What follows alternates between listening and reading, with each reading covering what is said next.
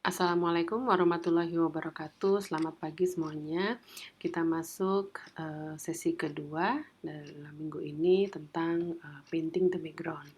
Jadi dalam rangkaian menyusun proposal penelitian, kita perlu menuliskan latar belakang mengapa penelitian ini dilakukan. Subtopik dalam materi ini ada 4. Yang pertama, the material. Jadi kita menggali dari data-data sekunder mengenai apa latar belakang yang kita ambil. Kemudian ada dari riset preliminary, riset sebelumnya ya.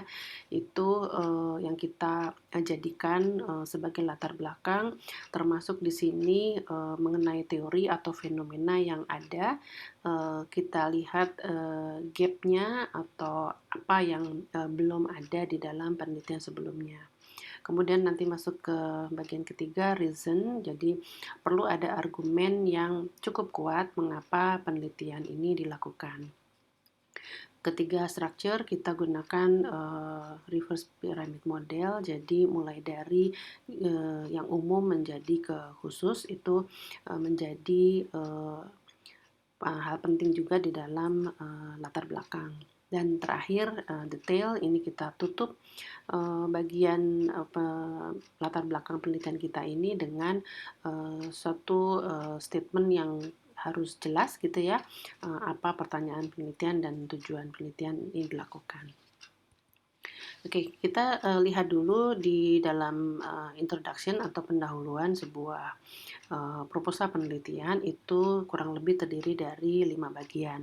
Jadi harus ada review studies, mereview penelitian-penelitian sebelumnya yang terkait dengan problem yang akan kita angkat ini. Jadi harus cukup banyak membaca penelitian-penelitian sebelumnya yang terbaru begitu, bukan yang dulu-dulu tapi yang terbaru.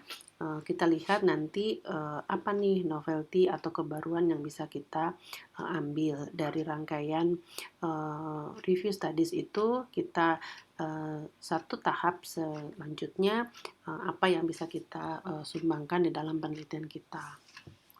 Kemudian tentu perlu lihat pembeda ya, pembedanya dari penelitian sebelumnya, penelitian yang lain, apa nih perbedaannya dengan penelitian yang akan kita lakukan. Selain kebaruan itu perlu ada perbedaan gitu. Jadi hindari sekedar melakukan duplikasi penelitian ya, mungkin dengan kasus yang berbeda tapi semua teorinya, semua latar belakangnya sebetulnya sama. Itu agak kurang ya. Kemudian yang ketiga, kita tentukan atau kita nyatakan riset problemnya apa. Jadi ada masalah apa nih sebenarnya, perlu nggak sih, ada tingkat urgensi nggak sih, kalau nggak perlu-perlu amat ngapain dibuat penelitian gitu ya. Jadi perlu ada research problem yang cukup kuat gitu. Kemudian kita nyatakan tujuan penelitian dengan kalimat yang cukup clear gitu, yang jelas. Dan terakhir sebutkan signifikansi atau kegunaannya bagi teori maupun bagi praktisi gitu ya.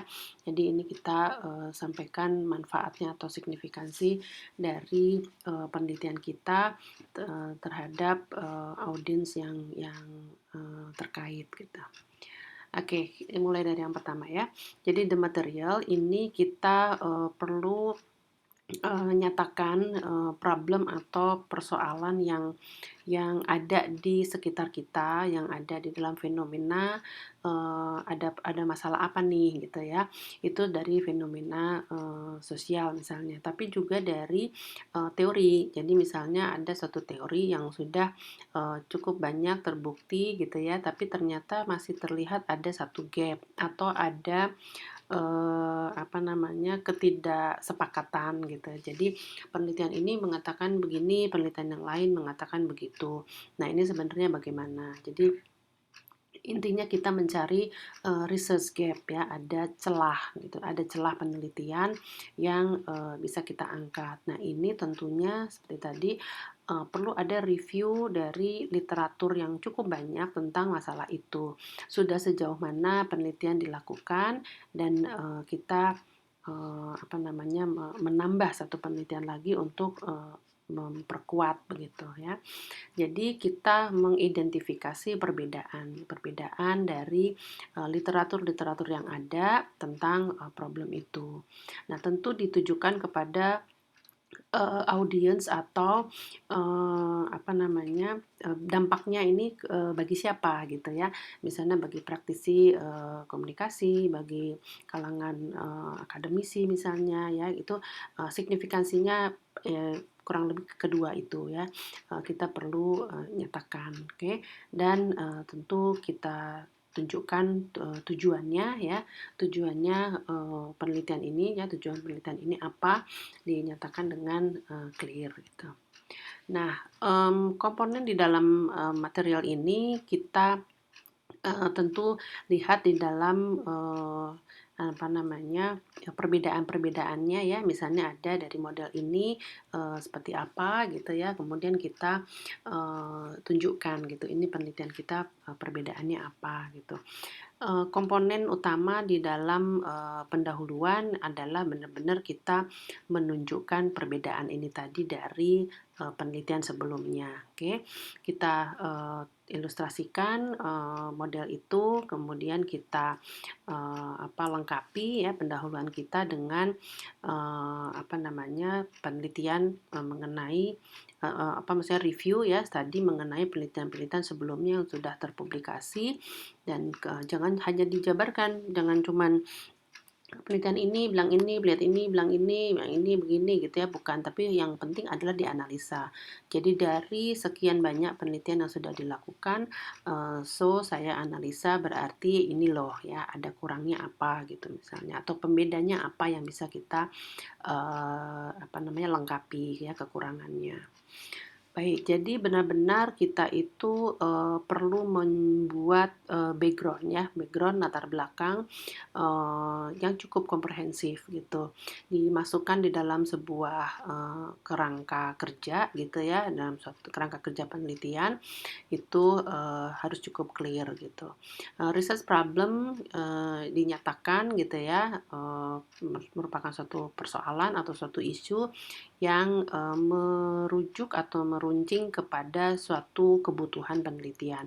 Kalau ternyata ada problem atau ada isu yang ya udah sih nggak perlu dibuat penelitian juga gitu misalnya ya, tingkat kebutuhannya perlu ditunjukkan. Jadi dengan adanya bla bla bla bla tadi ya, dengan latar belakang ini maka diperlukanlah penelitian ini gitu misalnya ya, kalimatnya gitu.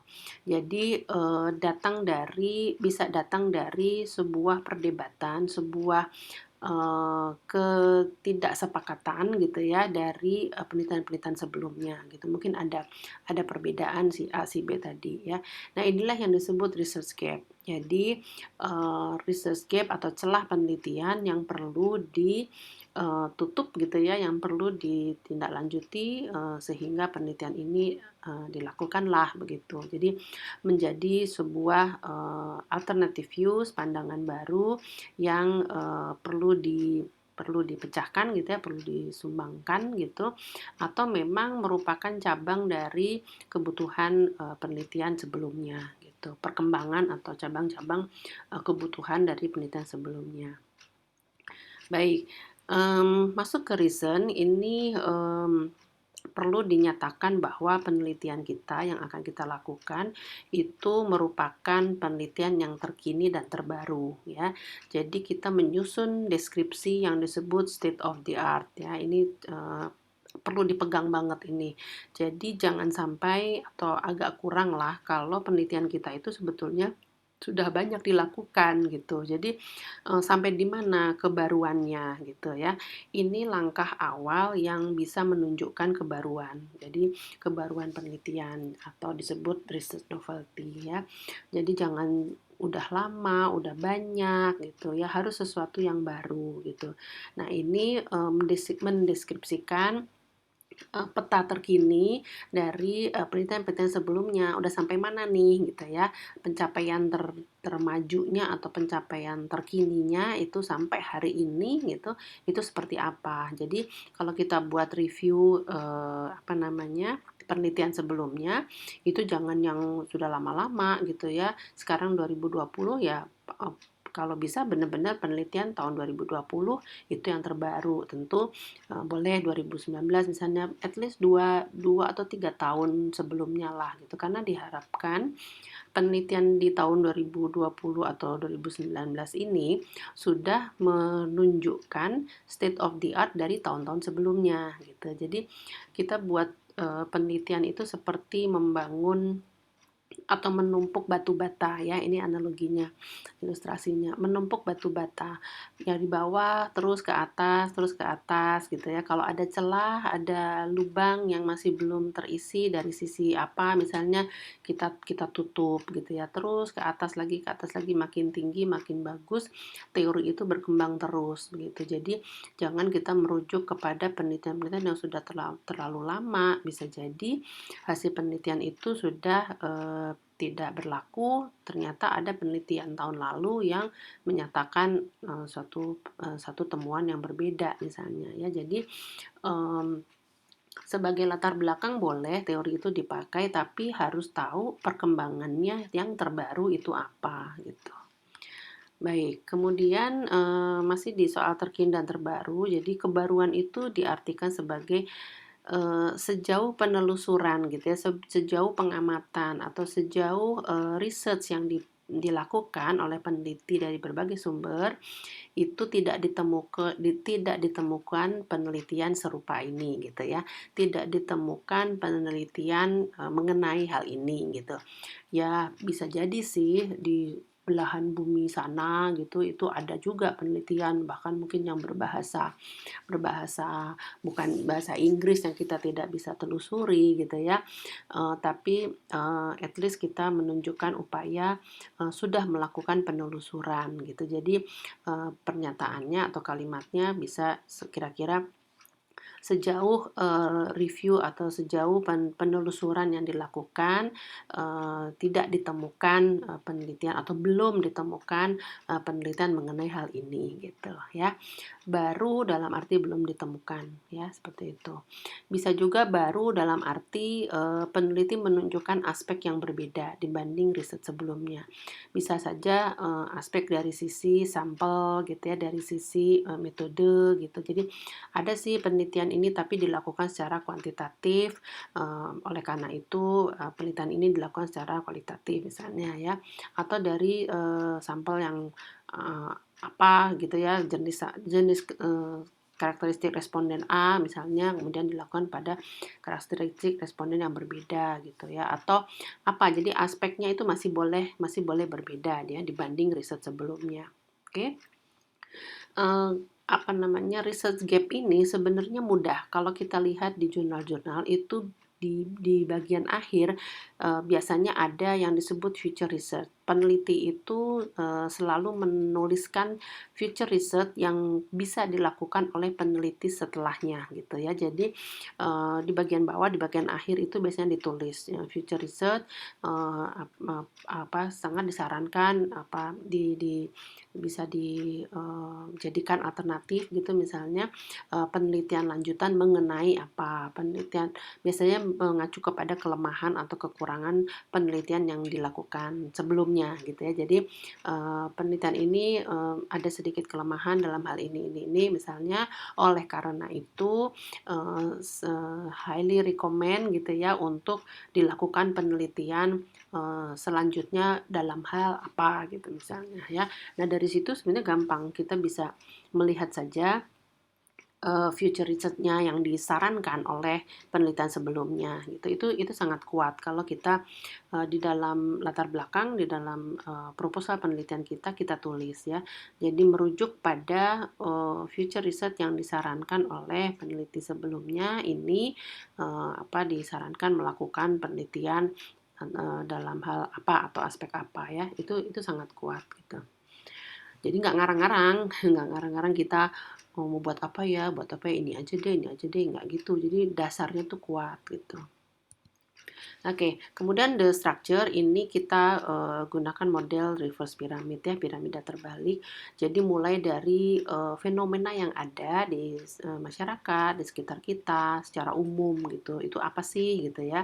Lalu masuk ke dalam body of argument. Jadi kenapa ya seperti ini? Oke, kita teliti gitu ya. Apa namanya urgensinya, keperluannya itu apa gitu. Jadi kalau nggak perlu-perlu amat ya nggak ngapain diteliti gitu ya. Lalu masuk ke dalam specific case gitu ya. Inilah yang menjadi fokus dari penelitian yang akan kita lakukan ya. Jadi seperti model piramida terbalik. Baik, dan terakhir kita tutup apa namanya proposal penelitian kita itu dengan sebuah apa namanya pernyataan gitu ya, yang mengerucut gitu dengan jelas, dengan clear gitu. Jadi sebagai penutup gitu dilakukan apa? Biasanya penutupnya bisa setelah apa namanya setelah signifikansi gitu ya, kita lakukan apa namanya kita buat penutup gitu. Oke, saya fokus sedikit di sini mengenai signifikansi. Jadi perlu ada pernyataan ya kegunaannya penelitian ini bagi audiens, bagi pembaca, bagi kalangan luar begitu ya. Ini apa sih gitu. Ini sangat penting menunjukkan signifikansi. Sebenarnya pernyataan aja sih ya. Jadi signifikansi penelitian ini apa. Tapi dengan membayangkan adanya sebuah signifikansi itu akan menunjukkan akan membantu kita di dalam penulisan proposal. Ini penting loh gitu ya. Kalau kita sendiri tidak bisa membayangkan atau merumuskan signifikansi, bisa jadi memang penelitiannya tuh nggak penting-penting amat gitu. Jadi ada gunanya nggak sih gitu kira-kira ya. Nah di sini benar-benar kita bisa menunjukkan kepentingan ya atau importance dari sebuah problem gitu yang mungkin dari grup yang berbeda gitu ya sudah dilakukan penelitian untuk grup yang lain lalu kita akan lakukan untuk grup yang berbeda itu juga bisa ya intinya yang bisa memberi makna gitu ya, yang bisa memberi manfaat gitu ya bagi pembaca bagi kalangan akademisi maupun praktisi yang apa namanya menggunakan hasil penelitian kita gitu ya. Nah, di sini perlu juga ada kegunaan itu bukan dibuat-buat gitu, tapi ada clear rasional. Jadi make sense nggak sih gitu ya secara rasional ini jelas nggak sih gitu untuk apa namanya kepentingannya si penelitian ini gitu benar-benar penting atau tidak gitu ya.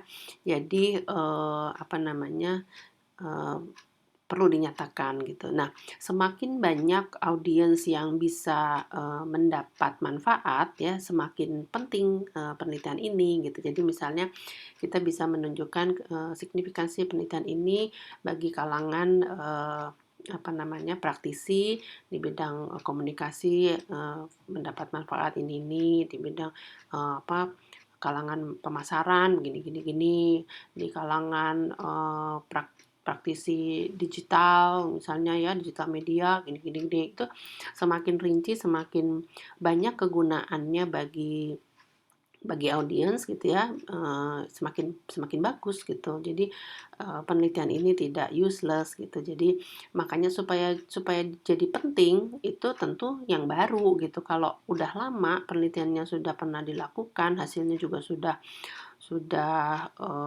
rebas gitu ya sudah ya nggak akan berubah lagi gitu dibuat penelitian sebanyak apa ya udah begitu gitu itu tentu tidak atau kurang lah manfaatnya bagi apa audiens gitu ya.